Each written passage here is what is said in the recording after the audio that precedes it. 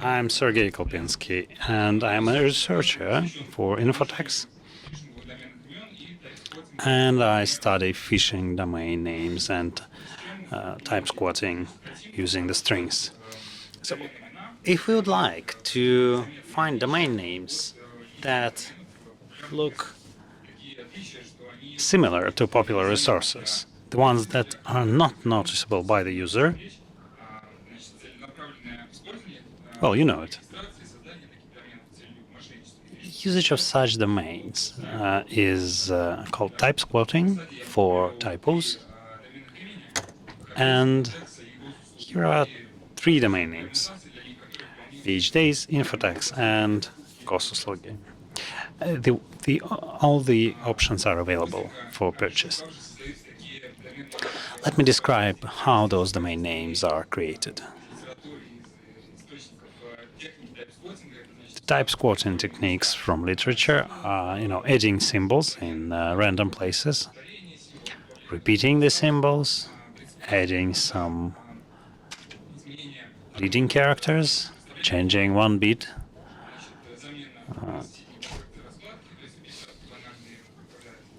replacing two neighboring symbols on the keyboard, replacing the symbols to the ones that look very similar, replacing the vowels,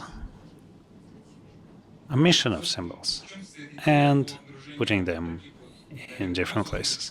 So what's the idea?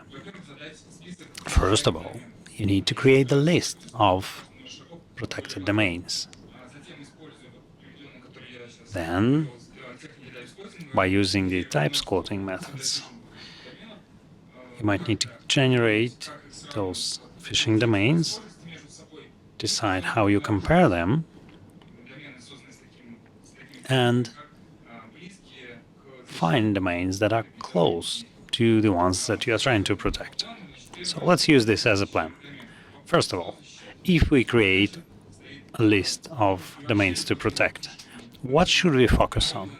We should not focus on everything on the internet, but probably on some important sites, right?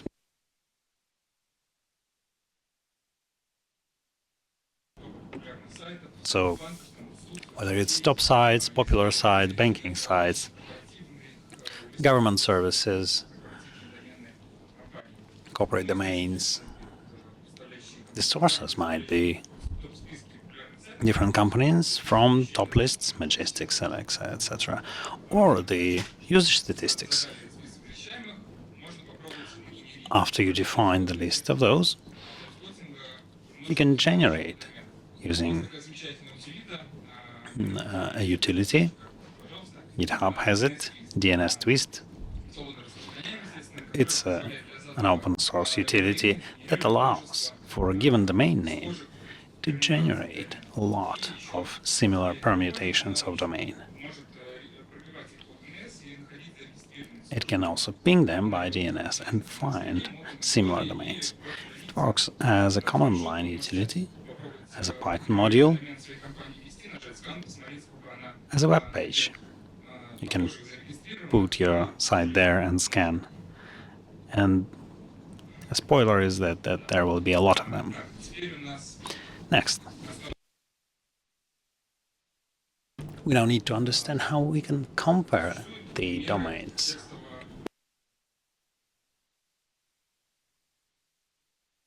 We can measure the distance between the symbols, and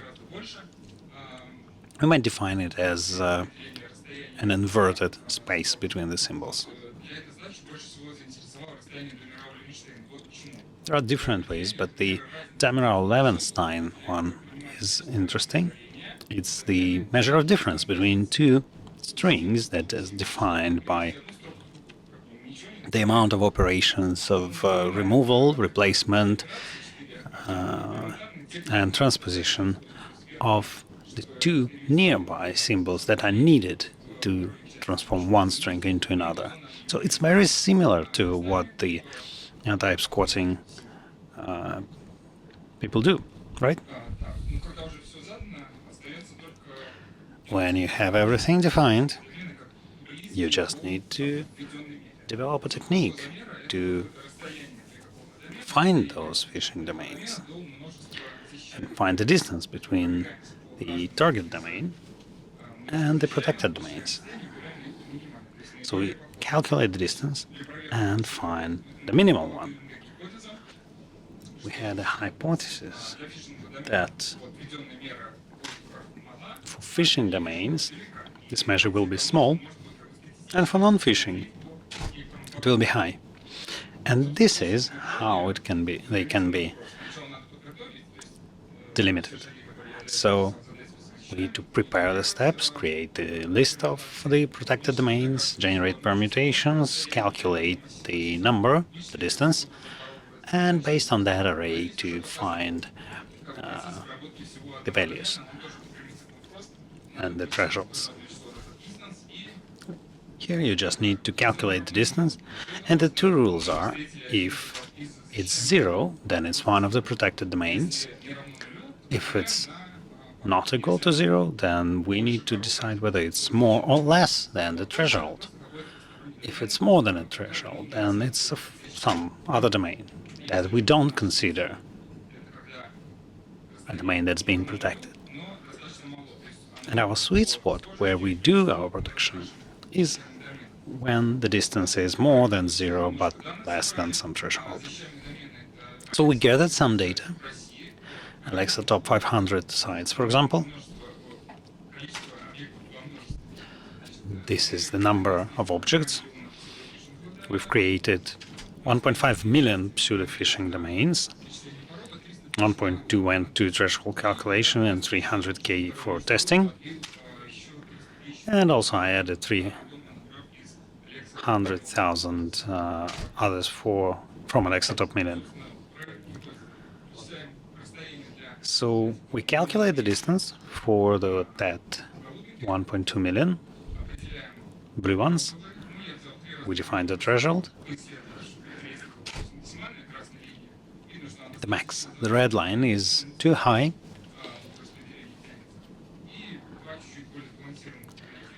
And the balanced ones are on 99 percentile, the violet, and the green one is the box plot top. And let's add our test domains here. My phishing domains, and the distributions are very discrete. And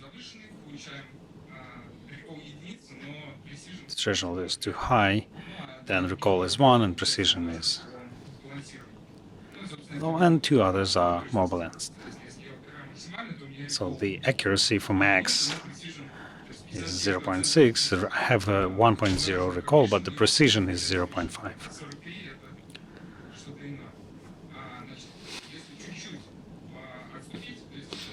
But if I reduce it, if I allow myself to lose 1% of them, then the precision accuracy are much higher. The idea of my presentation was that this method allows for finding domain names that are type squatting, and we can work ahead to actually decide which domains might be dangerous. And this method allows us to say whether this domain name is a phishing one or not. And besides asking for minimum, we can also define the one that they are squatting. So like Sberbank Online would look very much like Sberbank's site, right? So finding, purchasing, and redirecting people to legitimate domain might be a good idea. Registrars might look for such domains also and propose their purchase to the legal owners. Also, corporate emails addresses. Not the best way, but one of the good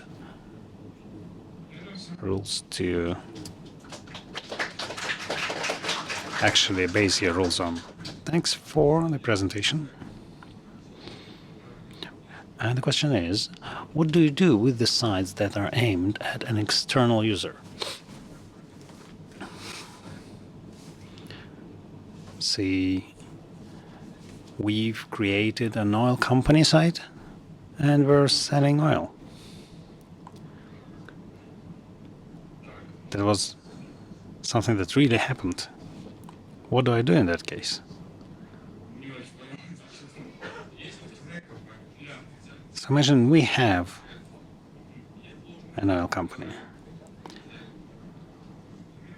and the actors have created a domain with a very similar name that they used to sell oil. Sure, yeah. You need to work with the authorities to stop this. So my technique was just comparing the strings.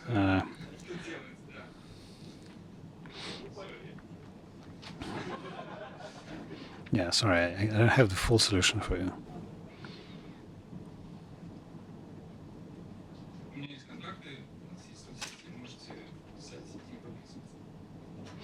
We, of course, have all the contacts and social networks, so feel free to subscribe. How do you run the validation? So we got those phishing domains, and we know what is there. And I had an experience working with DNS Tweet and automating that process. So you got 200 or 300 of those sites, checking for content or something else.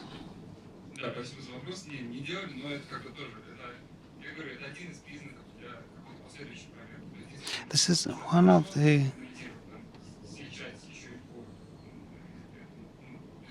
features that you can use for further checks, but it's not the final solution. You can use the content. You can. I don't have enough time to explain all the potential applications.